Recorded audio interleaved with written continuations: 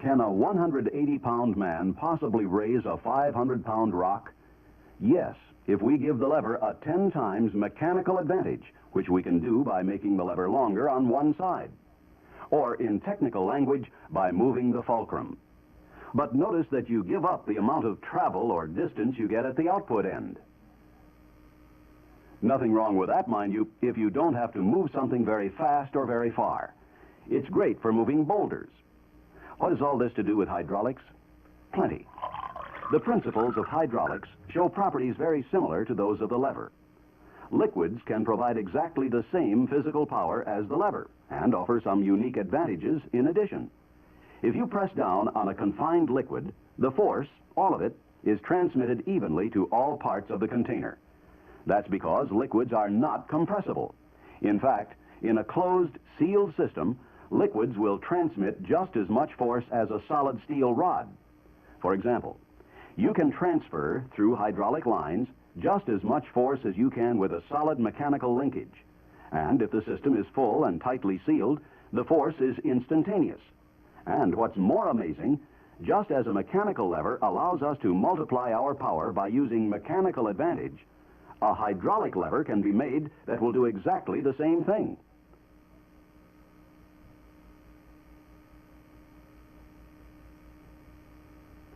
Pascal's law states that in any closed hydraulic system, pressure exerted anywhere is transmitted undiminished to every part of the system. Let's take a closed system with two unequal-sized cylinders connected by a pipe. The small cylinder has a diameter of about 1 inch. The larger is 6 inches in diameter. Now, let's apply a force of 1 pound to the piston in the small cylinder. The 1 pound force is transmitted instantly to all interior parts of the system with a pressure of 1 pound per square inch. But notice that the force is multiplied 36 times on the 6-inch diameter piston, since the reaction area is 36 times greater. And just as we did with the mechanical lever, we lose something when we apply mechanical advantage with the hydraulic lever. A 2-inch piston travel in the small cylinder causes only 1/18th of an inch of piston travel in the large output cylinder. Exactly the same lever principle is used in hydraulic brakes. When a force of 50 pounds is applied by foot to a 1-inch diameter master cylinder, a 3-inch piston at the wheel will multiply the force to 450 pounds at the brake friction pads.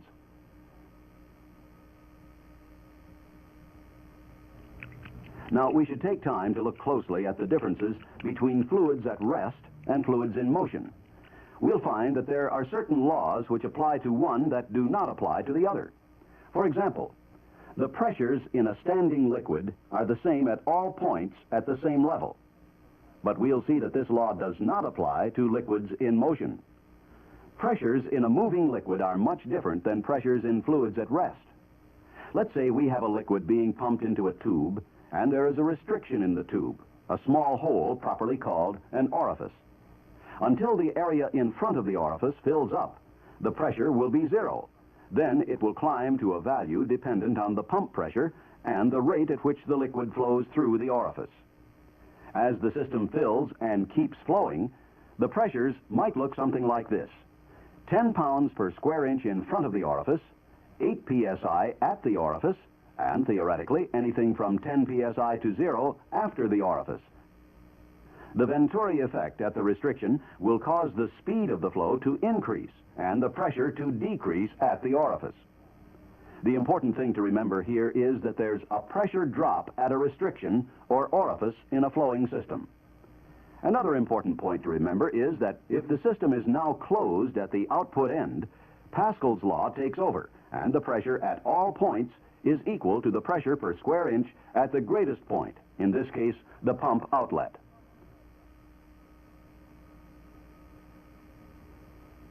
Hydraulic valves are inserted into a system to perform a variety of operations. A simple but highly effective flow control device is the check valve. One form uses a freely moving ball, which moves with the stream and allows flow one way but not the other. This is called a ball check valve. A restraining spring may be added to regulate the pressure at which the ball opens the line.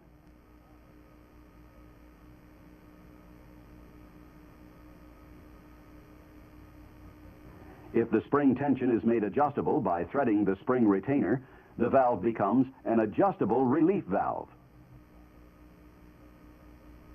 A poppet valve works in exactly the same way as the ball check, but uses a disc to block the flow in the reverse direction. A needle valve is usually a screw-controlled valve that can be adjusted manually for extremely low flow rates, or even to zero flow. Spool valves are precisely machined, spool-shaped valves that can serve a number of uses in a hydraulic system. The spool valve's widest diameters are called lands, and the narrow spaces between the lands are known as annular grooves. A spool valve operates in a precisely machined hydraulic passage. The tolerances between the lands and the passage are so close that the hydraulic flow can be diverted or restricted completely by the position of the land. The spool valve may be operated manually, for example, against a spring.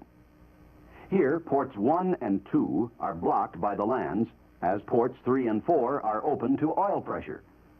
Moving the spool valve against the spring opens ports 1 and 2, allowing simultaneous oil flow across the valve through both ports. In addition to manually or mechanically operated spool valves, hydraulically actuated spool valves are frequently used. These are usually valves with different diameter lands. Because of their action, they are called differential valves, and they can be used to regulate oil flow and oil pressure. Again, we have outlet ports blocked by the valve lands at 1 and 2, and ports 3 and 4 are open to oil pressure.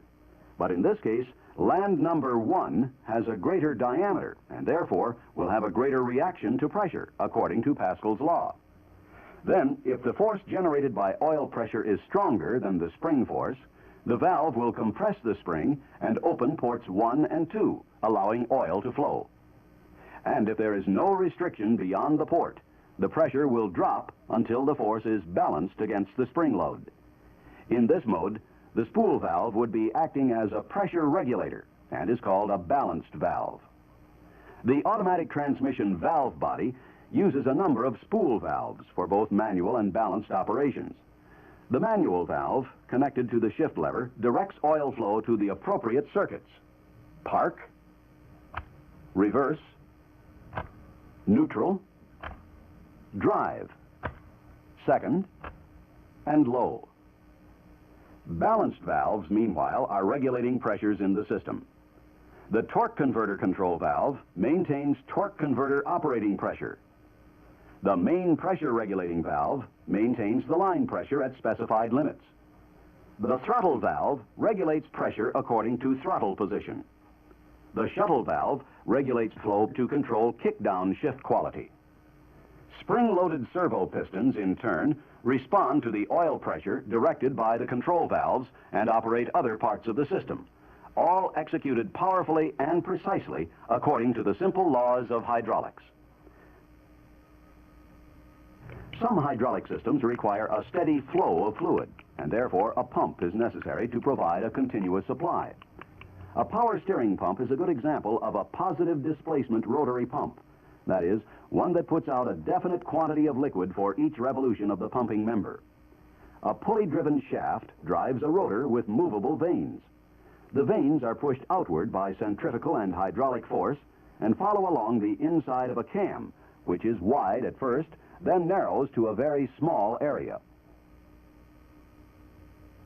Oil is forced up through a pressure plate from both sides of the cam at the narrow points, and a positive delivery is maintained in the high pressure area above the plate and at the flow control valve. An automatic transmission pump uses an eccentric cam action to achieve the same effect. As we've seen, hydraulic systems operate with great ease and precision when the system is completely closed and free of air. Since air is extremely compressible, its presence in a hydraulic system cannot be permitted.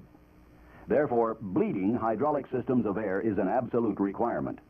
Needless to say, a hydraulic system is no better than its seals.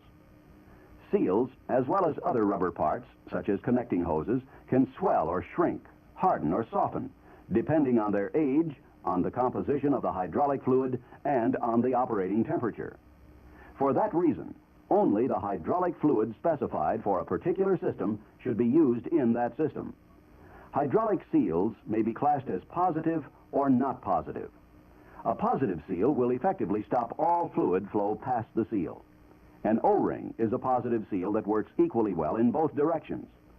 Where motion is greater and repeated many times, the seals may be steel rings, as in the automatic transmission's highly active kick-down servo. Lip-type seals are also positive seals that can be used to seal high pressures. The seal is installed with the lip facing the fluid pressure source. The lip balloons out under pressure, which aids in the sealing action. Hydraulic systems and circuits provide some of the most precise and practical devices used in industry. Also, unlike mechanical systems, hydraulic systems are usually self-lubricating. Add to that the fact that modern synthetic sealing materials have extremely high heat and chemical resistance, and you see why the hydraulic systems are among the most trouble-free and long-lasting in industry.